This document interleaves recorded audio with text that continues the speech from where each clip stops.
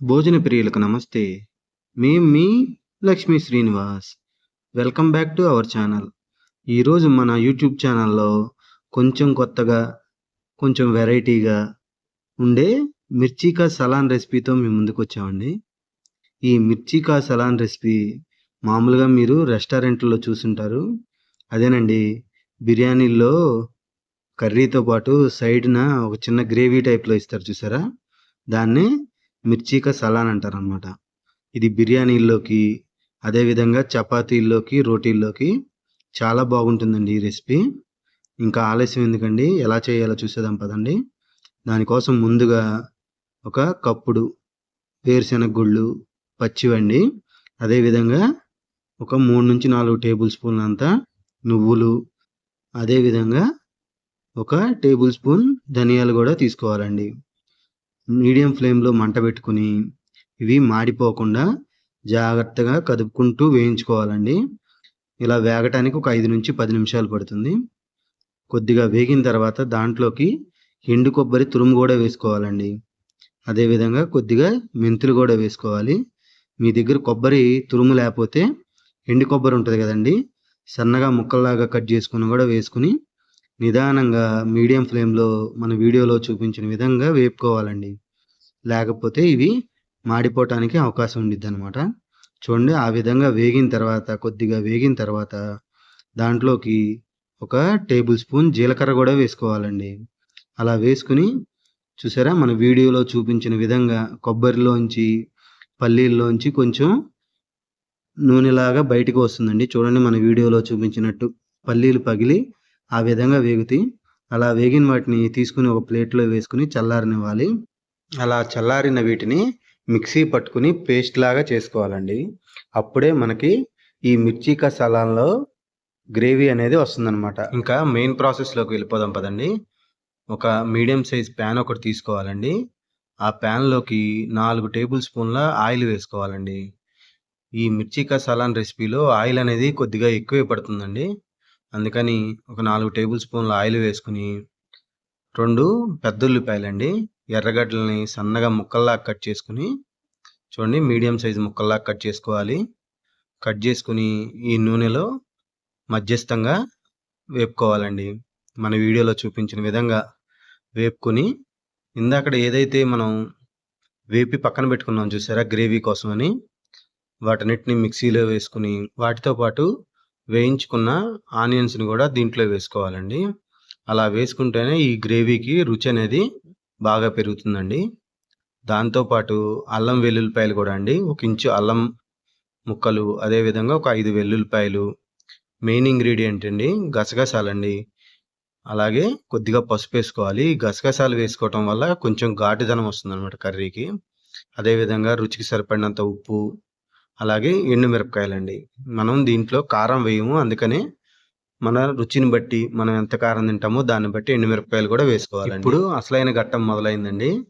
నిగనగలాడే బాగా ఫ్రెష్‌గా ఉన్న బజ్జీ మిరపకాయలను తీసుకోవాలండి. వీటినే మన మిర్చి కా సలాన్‌లో వాడుకుంటారు. మామూలు మిర్చితో అయితే అంత రుచిగా ఉండదండి. కాబట్టి ఇలా బజ్జీ మిరపకాయలు మంచి నిగనిగలాడేవి మార్కెట్ నుంచి తెచ్చుకోండి. అలా తెచ్చుకున్నాక వీటిని తలాతోగా తీసేయాలండి. ఎందుకంటే ఈ తలలో పెస్టిసైడ్స్ అనేవి కొంచెం ఎక్కువ ఉంటాయండి. మిర్చికి ఎక్కువ కొడతారు కాబట్టి. తోకనెందుకు తీసేయాలంటే ఉడికేటప్పుడు గ్రేవీ అంతా చక్కగా లోపలికి వెళ్ళటానికి ఆ విధంగా కట్ చేసుకోవాలండి. చూడండి, మధ్యలో చీరికలాగా చేస్తున్నాం కదండి. ఎందుకు చేస్తున్నామో చెప్పండి? ఆల్రెడీ మాకు తెలుసు అనుకుంటున్నారా?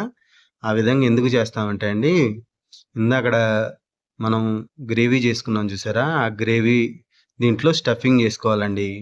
అంటే ముందు ఈ మిరపకాయ బజ్జీలకి కడుపు నింపాలన్నమాట. చూసారా, ఆ విధంగా గ్రేవీ చేసుకున్నాం కదండి, మెత్తగా పేస్ట్ లాగా. ముందు మిరపకాయలు పొట్ట నింపి తర్వాత వాటిని మన పొట్టలో నింపుకోవటానికి అనమాట. సరదాగా చెప్తున్నానండి. చూసారా, ఆ విధంగా ఏదైతే పేస్ట్ చేసుకున్నామో అది మొత్తం దీంట్లోకి చక్కగా స్టఫింగ్ చేసుకోవాలండి. ఆ విధంగా స్టఫింగ్ చేసుకుంటే గ్రేవీ అనేది ఉడికేటప్పుడు మిరపకాయకి బాగా పట్టుకుని మిరపకాయ చాలా రుచిగా తయారవుతుందండి. చూడండి, మన వీడియోలో చూపించిన విధంగా మనం ఎన్నైతే మిరపకాయలు తీసుకున్నామో వాటన్నిటికీ చక్కగా మనం పేస్ట్ చేసుకున్న ఈ గ్రేవీని స్టఫింగ్ చేసుకోవాలండి. పెద్దవాళ్ళు చెప్తారు చూసారా, ఏ పన్నైనా ఇష్టపడి ప్రేమించి చేయమంటారు కదండి. అదేవిధంగా వంటను కూడా మనం ఇష్టపడి ప్రేమిస్తే అది చాలా బాగా కుదురుతుందండి. అలాగే రుచిగా కూడా ఉంటుంది. చూసారా, మన వీడియోలో చూపించిన విధంగా స్టఫింగ్ చేసుకున్న తర్వాత అండి, ఇందాకన పెద్ద ఉల్లిపాయలు వేయించుకున్నాను చూసారా అండి ప్యాను. అదే ప్యాన్ను మళ్ళీ తీసుకోవాలండి. తీసుకుని ఆయిల్ కొద్దిగా వేడెక్కిన తర్వాత అండి, దాంట్లోకి ఒక టేబుల్ స్పూన్ జీలకర్ర వేసుకోవాలండి. జీలకర్ర వేగిన తర్వాత ఒక ఎండుమిరపకాయని మధ్యస్థంగా విరిచి ఈ నూనెలో వేసుకోవాలన్నమాట. దాంతోపాటు కొద్దిగా కరివేపాకు కూడా వేసుకోవాలండి. ఏ కూరలోకైనా ఈ కరివేపాకు వేసుకుంటే అండి చాలా బాగుంటుందండి కూర. అదేవిధంగా నూనెలో వేగిన కరివేపాకు చాలా రుచిగా ఉంటుందండి. అలా ఈ కరివేపాకు వేగిన తర్వాత ఇందాక మనం స్టఫింగ్ చేసి పెట్టుకున్న మిరపకాయలని ఒక్కొక్కటిగా ఈ నూనె అనే స్విమ్మింగ్ పూల్‌లో వేసుకొని వేగనివ్వాలండి. తప్పుగా అనుకోమాకండి, స్విమ్మింగ్ పూల్ అన్నానని, ఉన్ని సరదాగా అంటున్నాను. ఈ నూనెలో వేసుకొని ఒక్క నిమిషం పాటు వేగనివ్వాలండి. ఇలా వేగనిస్తే అండి ఈ కర్రీ కనీసం ఒక 4, 5 రోజులైనా మనకి నిలవ ఉంటుందండి.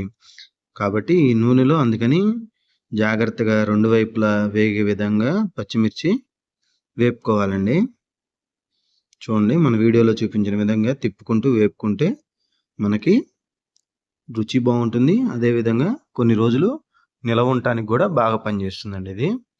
ఆ విధంగా వేగిన తర్వాత ఒక నిమిషం పాటు ఇందాకడ మనం స్టఫింగ్ చేసుకోగా మిగిలిపోయింది చూసారా గ్రేవీ, ఆ గ్రేవీ దీంట్లో వేసేసుకోవాలండి.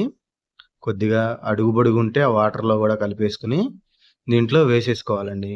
ఆ విధంగా వేసుకుని చూసారా, మొత్తం అంతా ఈ నూనె అంతా ఈ గ్రేవీలో కలిసే విధంగా చక్కగా కలుపుకొని ఒక 2 నిమిషాల పాటు ఈ పచ్చి స్మెల్ పోయినాక ఈ గ్రేవీని వేగనివ్వాలండి మీడియం ఫ్లేమ్లో పెట్టుకుని. ఆ విధంగా వేగితే చూసారా, మన వీడియోలో చూపించిన విధంగా వస్తుందండి. ఆ కన్సిస్టెన్సీకి రావాలన్నమాట. చక్కగా ఉడుకుతున్నట్టు చిన్న చిన్న బుడగల్లాగా వస్తూ అడుగు అంటుతున్నట్టుంది కదండి, నూనె పైకి తేలి. మన వీడియోలో చూపించిన కన్సిస్టెన్సీ వచ్చిన తర్వాత అండి దీంట్లోకి చింతపండు పులుసు అనేది యాడ్ చేసుకోవాలండి. ఈ చింతపండు పులుసు యాడ్ చేసుకోవటం వల్ల తినేటప్పుడు కొంచెం పుల్ల పుల్లగా ఉండి చాలా బాగుంటుందండి రుచి. అందుకని ఒక నిమ్మకాయ, మీడియం సైజ్ నిమ్మకాయ సైజ్ అంతా చింతపండు పులుసు తీసి పెట్టుకున్నామండి.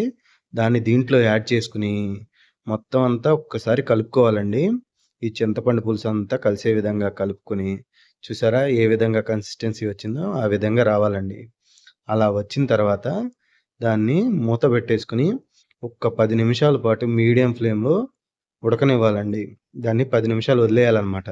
చూసారా మన వీడియోలో ఏ విధంగా ఉడుకుతుందో ఆ విధంగా స్టీమ్కి ఈ పచ్చిమిర్చి చక్కగా ఉడికిపోతుందండి. చక్కగా ఉడికిపోయి భలే రుచిగా తయారవుతుంది. చూసారా, మన వీడియోలో చూపించిన విధంగా ఆ కన్సిస్టెన్సీకి రావాలండి. ఒక 10 నుంచి 12 నిమిషాలు పడుతుందండి. అలా ఆ విధంగా బుడగల్లాగా వస్తాయండి. ఆ విధంగా వచ్చిన తర్వాత స్టవ్ ఆఫ్ చేసేసి మూత పెట్టేసి ఒక 10 నిమిషాలు పక్కన ఉంచేయాలండి. అదేనండి సెటిలింగ్ టైం అంటారు కదా, చక్కగా నూనెకి నూనె ఎక్కడ చక్కగా సెటిల్ అయిపోతాయండి. సెటిల్ అయిపోయి చూసారా మన వీడియోలో చూపించిన కన్సిస్టెన్సీ వచ్చేస్తుందండి. ఆహా, చూస్తుంటేనే నోరు ఊరిపోతుంది కదండి. ఇంకా తింటుంటే ఏ విధంగా ఉంటుందో మీ ఊహకే వదిలేస్తున్నానండి. కాబట్టి తప్పకుండా మీరు కూడా ఒకసారి మీ ఇంట్లో ట్రై చేయండి. మీకు గనక మన వీడియో నచ్చినట్లయితే లైక్ చేయండి. అదేవిధంగా మీ ఫ్రెండ్స్తో కూడా షేర్ చేసుకోండి. మరిన్ని వీడియోల కోసం మన ఛానల్ని తప్పకుండా సబ్స్క్రైబ్ చేసుకోండి అండి. థ్యాంక్ యూ అండి. Thanks for watching. మరో మంచి వీడియోతో మళ్ళీ కలుద్దామండి. ఇట్లు మీ లక్ష్మీ శ్రీనివాస్.